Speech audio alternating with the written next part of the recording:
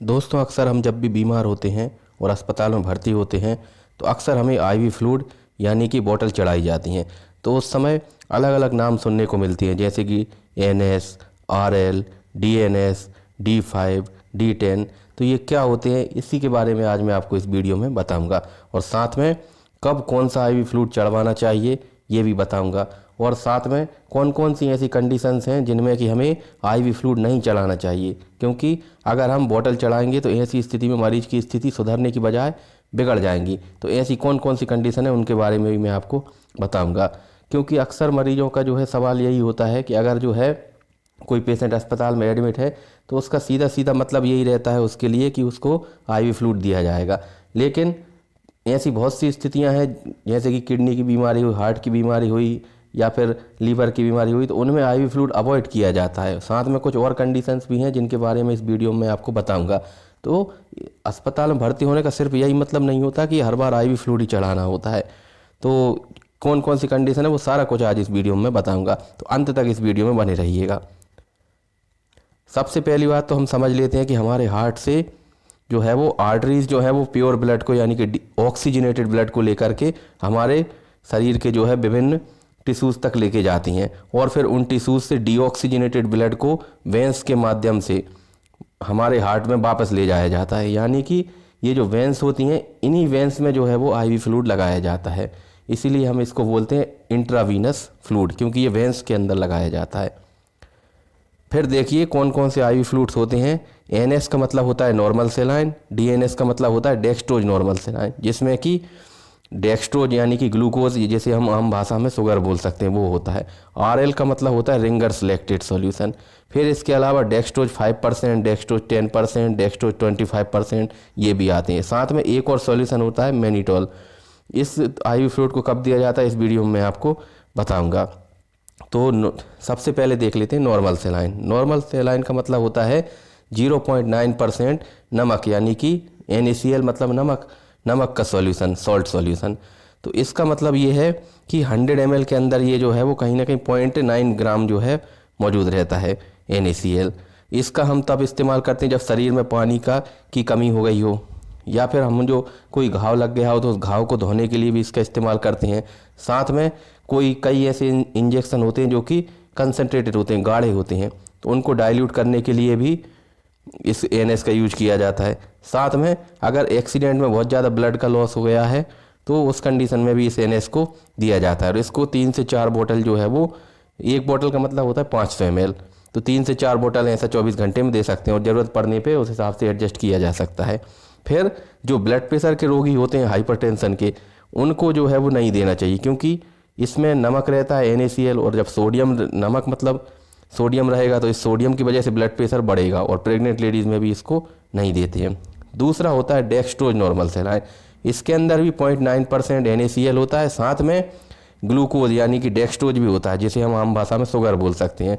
तो 100 ml solution के अंदर 5% का मतलब ये है कि 100 ml के अंदर इसमें भी जो है वो एक तरह से 5% में रहता है, यानी 100 ml के अंदर 5 ग्राम डेक्स्ट्रोज होता है। और इसकी भी हम 3 से 4 बोतल 24 घंटे में दे सकते हैं, और इसको भी हम तब देते हैं जब बॉडी में डिहाइड्रेशन हो गया हो, या फिर हाइपोग्लाइसेमिया हो गया हो, किसी व्यक्ति का ब्लड शुगर लेवल, अगर किसी व्यक्ति को डायबिटीज़ है और उसकी शुगर लेवल अचानक से, वैसे डायबिटीज़ में शुगर लेवल बढ़ी हुई रहती है, लेकिन उन व्यक्तियों में शुगर लेवल कम होने का खतरा भी रहता है, तो अचानक से शुगर कम हो जाती है, तो ऐसी स्थिति में भी इसका यूज किया जाता है। साथ में इंसुलिन शॉक, जिसमें इंसुलिन अचानक से कम हो जाता है, उस कंडीशन में भी इसको दिया जाता है।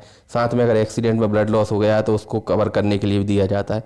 हालांकि इस डीएनएस फ्लूइड को हमें डायबिटिक पेशेंट्स में जो है तभी देना चाहिए जब उसका ब्लड शुगर लेवल कम हो गया हो, अन्यथा हमें इस फ्लूइड को नहीं देना चाहिए, क्योंकि डेक्स्ट्रोज का मतलब है ग्लूकोज, और यह जो है वो डायबिटीज के पेशेंट में अगर हम इसको देंगे तो ये शुगर लेवल को बढ़ा देगा। हार्ट पेशेंट में भी इसको जो है वो अवॉइड करना चाहिए।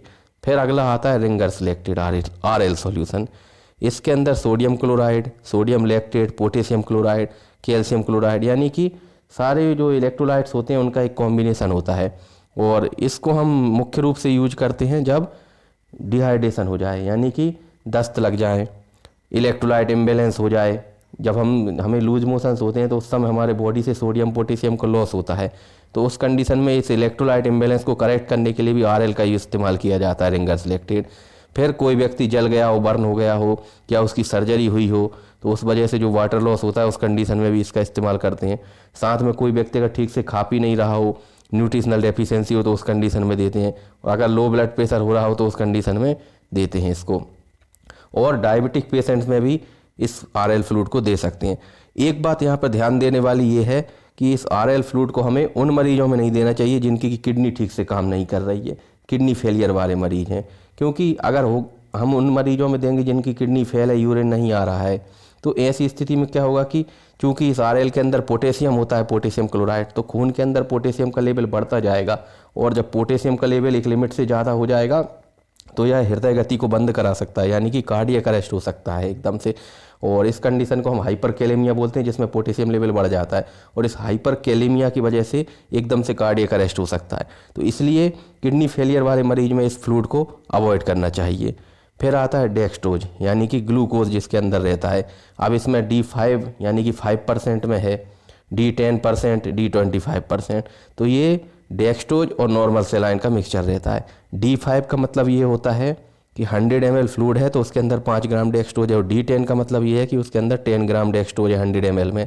और D25 का मतलब है 100 ml में 25 ग्राम ग्लूकोज है, या फिर जिसे हम डेक्सट्रोज बोल सकते हैं। तो इसमें डेक्सट्रोज और नॉर्मल सेलाइन दोनों का मिक्सचर रहता है। तो इसलिए हमें, चूँकि इसके अंदर ग्लूकोज रहता है, डेक्सट्रोज रहता है, तो इसे हम डायबिटीज के जो मरीज होते हैं उनमें नहीं देते हैं, क्योंकि इससे शुगर लेवल बढ़ जाएगा। साथ में जो व्यक्ति ठीक, अभी सवाल ये उठता है कि किन मरीजों में दे सकते हैं। तो जो व्यक्ति ठीक से खा पी नहीं रहे हैं, भूख कम लग रही है जिनको, जैसे कि किसी व्यक्ति को पीलिया हो गया है, जॉइंटिस हो गया है, साथ में कोई व्यक्ति बीमार है, उसको भूख नहीं लग रही है, तो ऐसी कंडीशन में एनर्जी के लिए जो है वो ग्लूकोज दिया जाता है। साथ में बॉडी में डिहाइड्रेशन हो गया हो तो उस कंडीशन में भी दे सकते हैं। 3 से 4 बोतल इसको दे सकते हैं, या ज़रूरत पड़ने पे उससे भी ज़्यादा भी दी जा सकती हैं। फिर एक बहुत ही इंपॉर्टेंट फ्लूइड आता है मैनिटोल सॉल्यूशन। ये जो मैनिटोल है इसको हम ऑस्मोटिक डायूरेटिक बोलते हैं।